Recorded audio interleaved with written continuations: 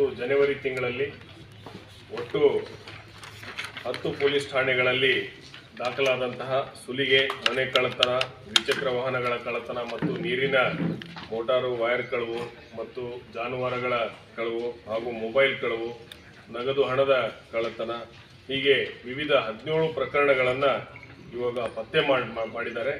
ಅದರಲ್ಲಿ 24,26,730 ರೂಪಾಯಿ ಮೌಲ್ಯದ ವಸ್ತುಗಳನ್ನು ವಶಪಡಿಸಿಕೊಂಡು 18 ಜನ ಆರೋಪಿಗಳನ್ನು ನ್ಯಾಯಾಂಗ ಬಂಧನಕ್ಕೆ ಕಳಿಸಲಾಗಿದೆ. ಇದರಲ್ಲಿ ಒಟ್ಟು ಏನಂದರೆ ಗೋಲ್ಡ್ 55 ಗ್ರಾಮ್ ಇರ್ತದೆ ಮತ್ತು ಬೈಕ್ಗಳು ಏನಂದರೆ 10 ಬೈಕ್ ಇದೆ. ಒಂದು ಮಹೇಂದ್ರ ಬೊಲೆರೋ ಏನಿದೆ ಅದರಲ್ಲಿ ಜಾನುವಾರುಗಳನ್ನು ಸಾಗಿಸಿದ್ದಕ್ಕೆ ಅದನ್ನು ಕೂಡ ಜಪ್ತಿ ಮಾಡಲಾಗಿದೆ. ಜೊತೆಗೆ 20 ಮೊಬೈಲ್ಗಳಿದೆ ಮತ್ತು ಜಾನುವಾರುಗಳು ಮತ್ತು ಒಂದು ರಾಶಿ ಮಷೀನು ಮತ್ತು ಟ್ರ್ಯಾಕ್ಟರ್ನ ಏನಂದರೆ ಪತ್ತೆ ಹಚ್ಚುವಲ್ಲಿ ಯಶಸ್ವಿಯಾಗಿದ್ದಾರೆ.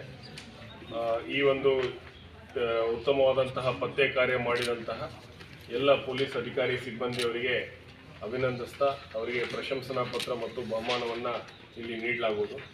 ಮೌಲ್ಯ ಅನ್ನೋದಕ್ಕಿಂತ ಚಿನ್ನಾಭರಣ ಎಷ್ಟು ಗ್ರಾಮ್ ಇತ್ತು ಅನ್ನೋಂಥದ್ದಿದೆ. 55 ಗ್ರಾಮ್ ಗೋಲ್ಡ್ ಇದೆ ಇದರಲ್ಲಿ. ಆಮೇಲೆ 10 ಬೈಕ್ಗಳಿದೆ ಮತ್ತು ಒಂದು ಮಹೇಂದ್ರ ಬೊಲೆರೋ ಇದೆ.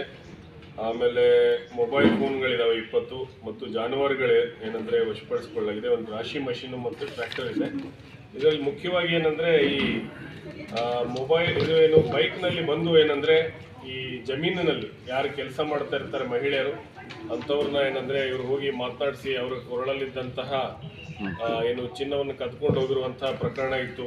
ಅದನ್ನು ಏನಂದರೆ ನಮ್ಮ ಹುಮ್ನಾಬಾದ್ ಪೊಲೀಸ್ ಠಾಣೆಯ ಟೀಮ್ ಏನಿದೆ ಅದನ್ನು ಪತ್ತೆ ಮಾಡಿದ್ದಾರೆ. ಅದು ನಮಗೆ CCTV ಫುಟೇಜಿಂದ ಏನಂದರೆ ಸಿಕ್ಕಂಥ ಮಾಹಿತಿಯಿಂದಾಗಿ ಅದನ್ನು ನಾವು ಯಶಸ್ವಿಯಾಗಿ ಪತ್ತೆ ಮಾಡಲಿಕ್ಕೆ ಸಾಧ್ಯ ಆಗಿದೆ. ಸೊ ಈ ಪ್ರಕರಣದಲ್ಲಿ ಕೆಲವೊಂದು ನಾನು ನಿಮಗೆ ಮಾಹಿತಿಯನ್ನು ಕೊಡ್ತೀನಿ, ದೃಶ್ಯ ಮಾಧ್ಯಮಗಳಿಗೆ CCTV ಫುಟೇಜ್ ಕೊಡ್ತೀನಿ.